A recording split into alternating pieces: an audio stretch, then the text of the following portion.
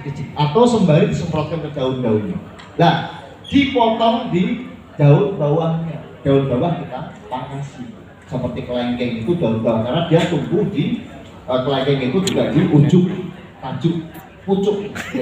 Kalau durian rata-rata di batangnya. Seglo adalah solu.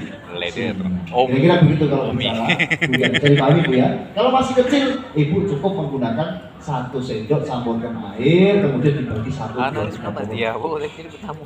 Nanti pertumbuhannya daun-daun lebih sempurna. Sudah ditanam, umurnya tadi kan nggak tahu Ibu. Sedangkan kita namanya GAP, Global Agriculture Processing, itu ada teknis tanam, umur tanam. Kalau di sawit ada namanya PN, ada TM, ada TBM, ada TM. Sebelum kita pembibitan, kemudian penjaringan sampai ke TM menunggu sampai TBM, kemudian ke TM. Itu ada TM 1, 2, teknisnya beda-beda. Nah, jika tanaman durian tadi, jika masih kecil ya cukup penggunaannya cuma sedikit saja menyesuaikan. Jika sudah umur besar, nanti posisinya tinggal menyesuaikan umurnya. Loh, kosnya berapa? Kosnya berapa kita hitung? Kalau saya Pak, apalagi tanaman durian adalah katanya tanamannya orang kaya atau buahnya orang kaya. Karena harganya mahal kalau di Jawa Pak. Kalau kami beli musangking itu dalam satu ini aja, kalau mungkin di Malaysia itu bisa 1.200.000 kalau kita rupiahkan. Berapa RM itu?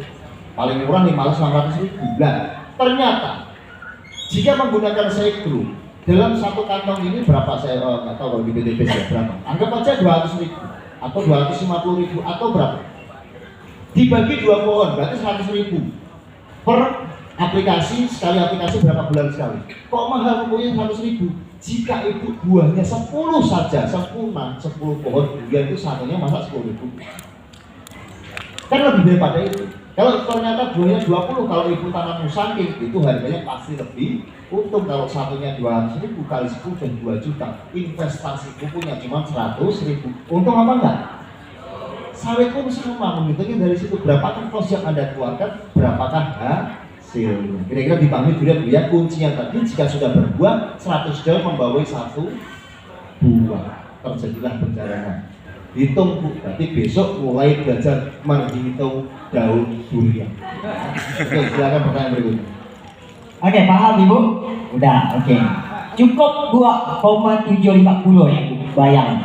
Silakan selanjutnya Pak. Baik, Assalamualaikum warahmatullahi wabarakatuh. Perkenalkan, nama saya Brian Novian Birmadati. Yang ingin saya tanyakan tentang produk ini adalah produk Palembes. Kan tadi Bapak ada menjelaskan bahwa sebuah pupuk itu, sebuah tanaman itu yang diperlukan adalah kandungan mineralnya, dan kandungan mineral itu terdapat pada airnya. Nah, untuk pupuk biasa seperti kayak pupuk organik, pupuk kandang, bedanya sama Palembes ini apa? Kok sampai bisa Palembes ini mengurangi hasil dari mengurangi produk dari bahan yang lain? Misalnya kita pada produk pupuk organik itu kita membutuhkan lebih banyak, sedangkan pada Palembes ini kita membutuhkan sedikit, sehingga biaya yang dikeluarkan itu lebih sedikit. Nah, keuntungannya itu, kelebihan dari Palembes sama pupuk organik lainnya itu apa? Baik, terima kasih. Oke, terima kasih. Saya mau tanya, boleh bisa jelaskan apa beda pupuk organik dan pupuk kimia? Jelaskan kepada saya. Bisa tahu pupuk organik dan kimia? Oke.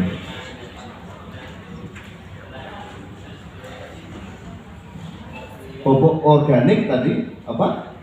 Kimia itu mengandung bahan-bahan kimia yang lainnya. Oke. Tambahnya campur bahan lain. Sedangkan pupuk organik itu murni. Oke. Organik murni. Apa? Murni. Oh, murni. Oke. Pak, saya jelaskan dulu. Sampai sekarang belum bisa dijelaskan secara detail, secara rumus metodologi atau apapun terkait dengan apa beda organik dan kimia. Masih jadi perdebatan krusial. Kita bicara proses, Pak. Proses semuanya pasti kimia, nggak ada proses matematika, Pak. Kalau menghitung boleh proses matematika, proses fisika ada. Proses semuanya proses kimia. Kopi, air panas, terjadi penguapan campur gula, namanya proses kimia. Apa sih masalahnya yang terjadi jika menggunakan pupuk yang berlebih? Kalau pupuk kimia itu masalahnya adalah jika terlalu banyak digunakan bermasalah bagi tanaman kita. Pupuk kimia itu diterima tanaman namun ditolak tanah kita.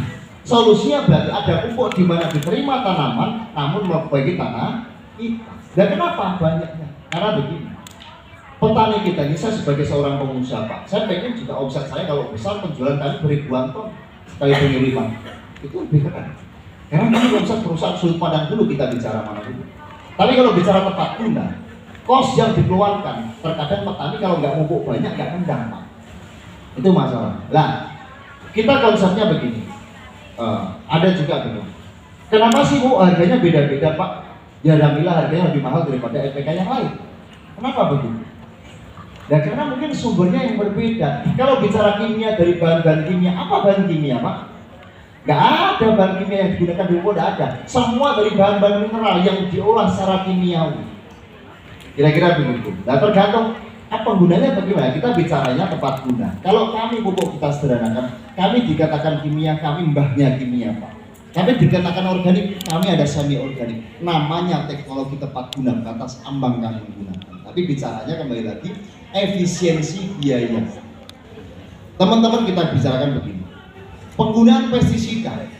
Apa sih beda herbisida dan pupuk? Kalau kita herbisida dulu. Apa sih beda herbisida dan pupuk? Herbisida adalah jika bersifat asam jadi pembunuh, namanya herbisida. Jika basah jadi pupuk, itu sekat yang secara mata tidak tampak.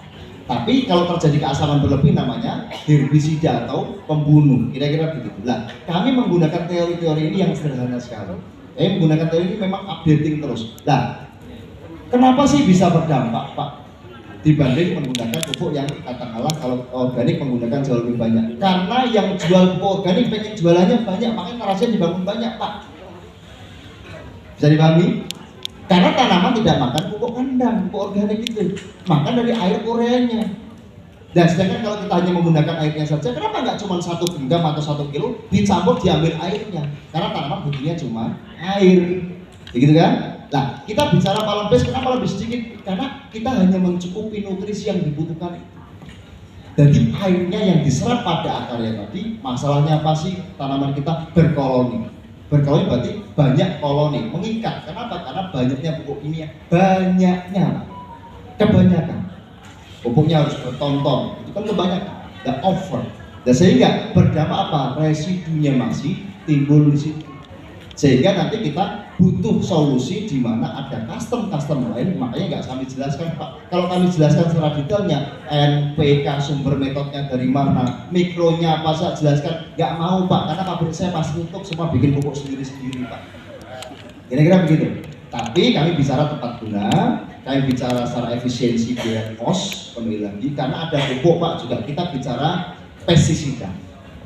Kenapa sih pestisida penggunanya 1 botol gini harganya 100.000 sih? Kenapa nggak bikin 1 ton, 1 liter, 10 liter untuk penggunaannya? Karena ada juga barang yang kecil tapi dampaknya juga besar. Nah kita bicara tepat guna. Kalau kita lebih sedikitkan, karena ada sumber ini, saya jelaskan. Kita bicara triple 16 atau triple 15 dalam NPK. 15, 15, 15. N nitrogen atau daun bahasanya 15%. P205 atau fosfat 15%, K kalium 15%, K2. Berarti dalam 1 kilo satuannya berarti hanya 15%. Sisanya apa? Sisanya apa? Namanya media Pak. Kenapa media? Supaya menarik. Bapak jual kopi, masa jual kopi Pak ini kopi, Bapak langsung makan aja. Menarik supaya apa? Supaya apa? Dikasih air, kasih gula, diaduk barangnya gini-gini supaya harganya mahal. Kira-kira begitu, dijual adalah media, narasi yang terbangun. Makanya kalau bicara tepat guna, triple 15, triple 16 hanya 16% sumber NPK-nya. Kira-kira begitu. Jadi dalam 1 kilo berarti berapa persen? Cuma 150 gram. Lainnya apa? Media Pak. Lah kami di sini bicaranya bukan bicara media, bicara esennya tadi, dampaknya tetap sama, tapi kita menggunakan kualitas yang kami tunjukkan, kita lengkapi. Kalau kandungan kami lebih dari pengaduan kami, compaction kami lebih dari 23 unsur yang kita masukkan, kita lengkapi Pak. Ibaratnya begini, NPK memang kita bicara apa? Makan nasi Pak, tapi terkadang maaf, kami mengatur mikro yang cantik, kita ada ZBT jadi pengatur tumbuh, ada kemudian ada unsur-unsur lain yang kita masukkan di dalam supaya apa? Setelah makan, oke, kalau perokok pasti nggak ngerokok asam Pak mulutnya Pak. Boleh nasinya ada, cuman kita melengkapi ada tempenya, ada sambelnya, ada macam-macam. Nah, di dalam palembes ini kita melengkapi nutrisi yang dibutuhkan tanaman dan mampu ada pembedah tanah juga di dalamnya untuk bagaimana mengubah zat yang tidak dibutuhkan menjadi zat yang dibutuhkan. Sehingga apa? Sehingga dia lebih sempurna menyerap pada akar, karena akar itu satu, Pak. Mungkin contohnya tanaman sawit. Pak, boleh Pak pupuk ditabur ke sana kemari? Boleh sepanjang tajuknya itu memang akarnya di situ. Tapi kita bicara sederhana, ada pohon durian besar di belakang rumah atau mangga besar di belakang rumah, mungkin tajuknya ujungnya di mana boleh. Tapi masa bayangkan ada akarnya di bawahnya toilet tetangga, masa mukanya di bawah toilet sana? Oh, dikira ngintip. Akar itu banyak, Pak.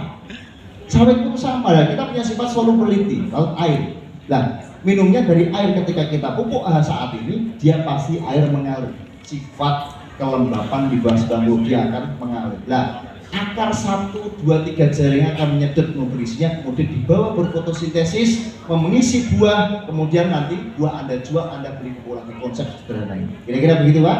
Jadi pahami? Oke, silakan pertanyaan terakhir karena menyingkat waktu. Belum, karena Mohon maaf. gue mempersingkat waktu, jadi kita memang udah tutup di 2 pertanyaan. Dua Jadi mungkin buat Bapak Ibu pertanyaan semuanya yang pengen nanya nanti bisa di sesi akhir ya. private, mungkin bisa via grup atau segala macam, atau mungkin nanti dibikin lagi